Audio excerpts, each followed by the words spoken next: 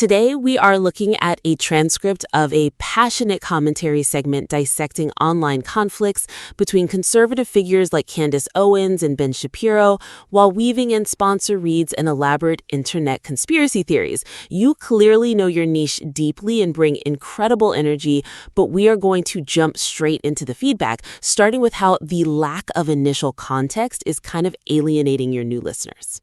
A compelling commentary requires establishing a solid factual baseline before diving into the reactive discourse. Because right now, you're jumping directly into the subjective outrage without really explaining the inciting incident. Right, it's just straight into the rapid-fire reactions. Exactly. You don't explain what Jordan Peterson actually said to prompt Candace Owens or the specific origins of these Charlie Kirk assassination conspiracy. It indicates a pretty severe case of inside baseball syndrome. Yeah, it really assumes the listener already has this encyclopedic knowledge of highly specific internet dramas. Which they probably don't. And when a listener lacks that foundational timeline, your emotional reaction feels kind of unearned. I mean, it totally alienates potential new audiences who are just trying to catch up. Well, and the cognitive load on the listener becomes incredibly heavy right there, because unlike reading a text article where you can just reread a paragraph if you get confused, audio is strictly linear. Right. The tape keeps rolling.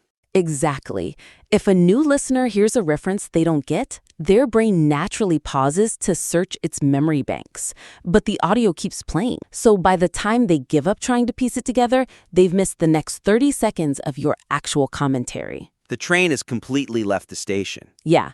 So how do we solve this processing issue without losing the energy of the segment? Because the energy is great. You anchor the audience by providing brief, objective context summaries before unleashing the subjective reactions in commentary. You have to give them the neutral, undeniable facts first. So they have a platform to stand on. Exactly. A solid platform to appreciate your subjective take. So to apply this practically, right before you play that Candace Owens quote, just insert a 2-sentence primer outlining the exact Peterson comment she's addressing. Give them the setup before the punch. Oh, that makes sense. And similarly, when introducing the Ben Shapiro microphone saga, utilize a claim versus reality framing device. Explicitly state what Ian Carroll claimed on social media, and then contrast it side by side with Shapiro's actual quoted audio.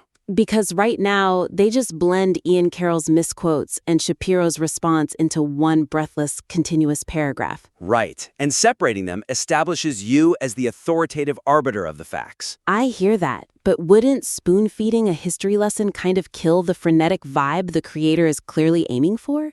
It feels like walking into an action movie 45 minutes late. Like, that's part of the appeal. I get that.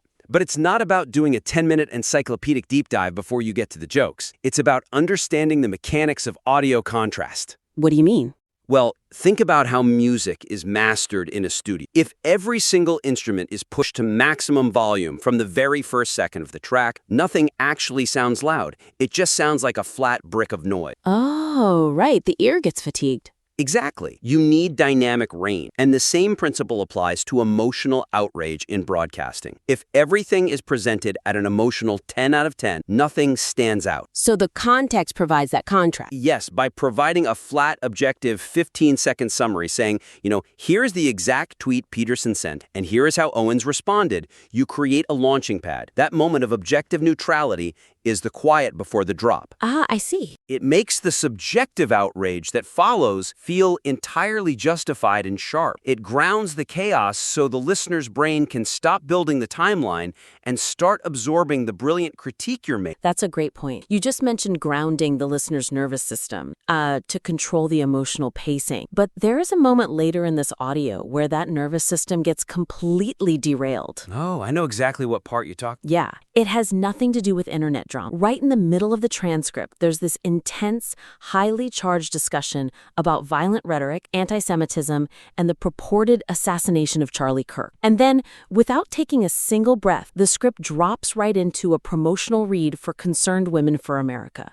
Seamless integration of sponsored content protects the emotional resonance of the primary narrative. Because dropping a promotional mid-roll instantly after a segment about high-stakes violent topics, well, it severely undercuts the gravity of the preceding argument. It's insane tonal whiplash. You are inflicting severe tonal whiplash on your audience. When someone is absorbing information about existential threats, their cortisol spikes, their nervous system reacts. Right, it's like a news anchor smiling broadly while transitioning straight from a local tragedy into the weekend weather report. Exactly. You're asking them to switch from existential dread to a casual consumer mindset in the span of a comma. It makes the advertisement feel jarring and out of place, instead of being a helpful resource. Physiologically, you simply cannot pitch a $20 donation to someone whose fight or flight response has just been activated.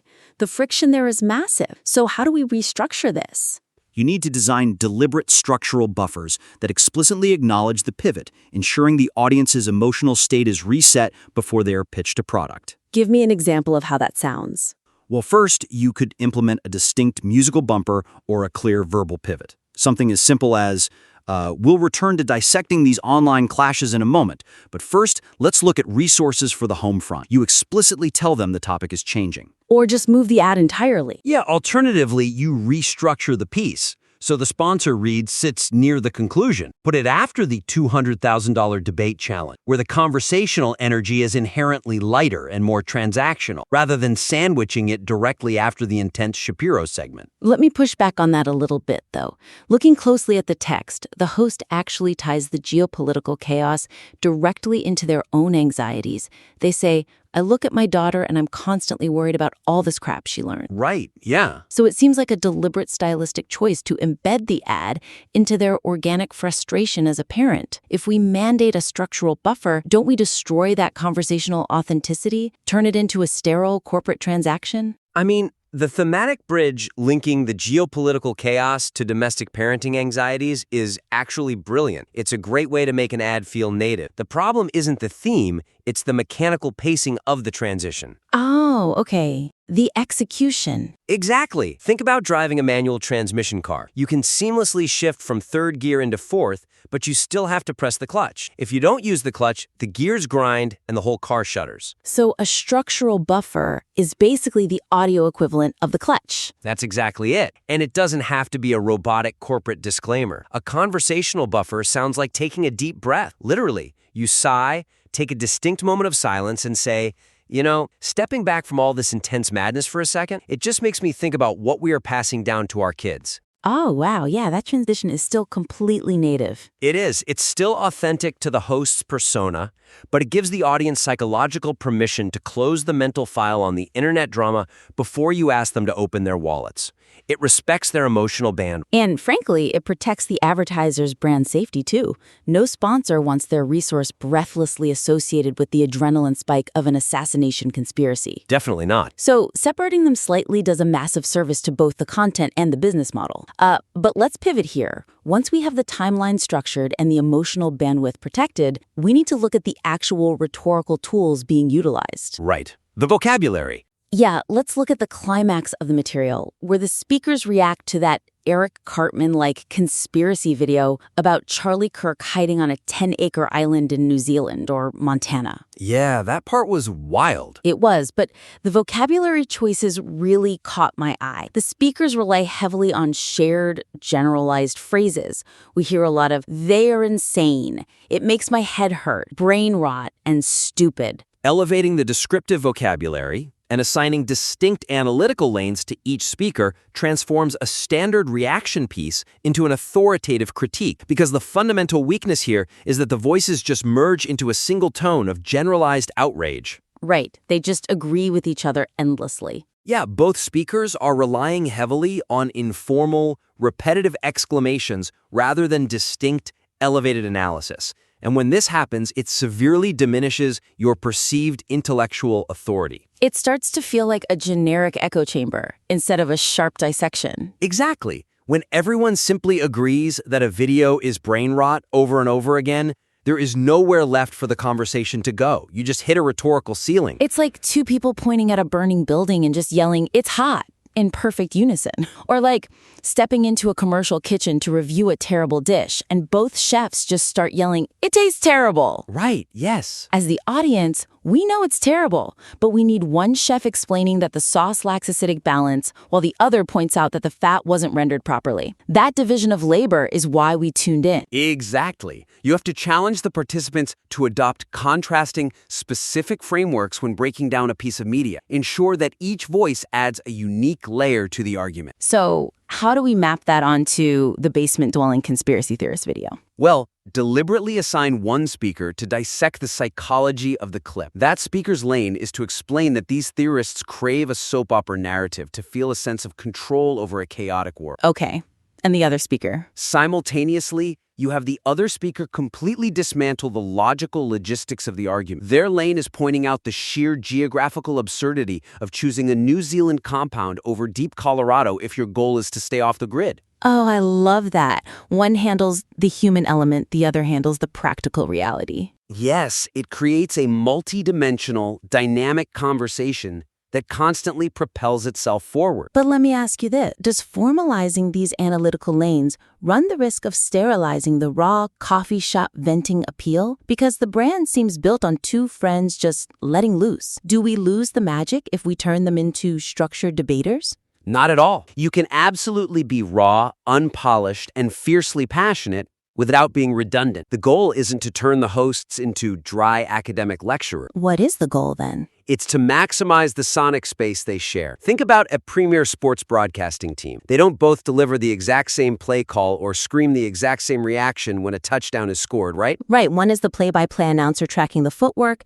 and the other is the color commentator focusing on the macro motion of the stadium. Exactly. It is the dynamic tension between those two distinct perspectives that creates an electric broadcast. When both of your hosts are just saying, "This is insane," and they're idiots, they are competing for the exact same sonic space. They're trying to sit in the same chair. And it leaves the listener with nothing to take away. If I'm listening, I want to take these arguments into my own life and debate them online. If all you give me is the phrase brain rot, you really haven't equipped me to win an argument. Precisely. You're supposed to be arming your listener with rhetorical weapons. If one host argues the logistical impossibility of shipping a solar grid to New Zealand without a paper trail, and the other host counters with the psychological soap opera angle, they are still venting. Right, they're still at the coffee shop letting off steam. Yes, but now the listener gets two distinct, highly entertaining flavors of critique. Plus, abandoning crutches like brain rot forces you to articulate exactly why a theory makes your head hurt, which inevitably leads to a much more original insight.